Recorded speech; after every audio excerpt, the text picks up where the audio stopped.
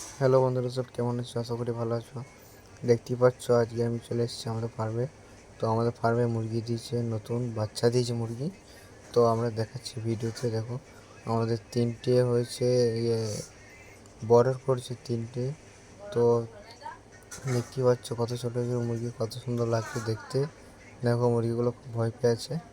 তো আমি দেখাচ্ছি, দেখো এটা খাবার, এটা হলো জল। তো দেখো এরপর আমাদের দাদু ওষুধ দেবে মুরগির খাবারে, জলের মধ্যে মিশিয়ে দেবে ওষুধটা। তো দেখো দাদু ওষুধ ঢালছে, ঢেলে নিল।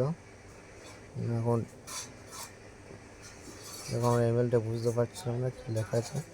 তো এই খাবারটা দিচ্ছে, দু রকম ওষুধ যাবে। তো একটা হলো পাউডার ওষুধ আর একটা হলো জলের ওষুধ।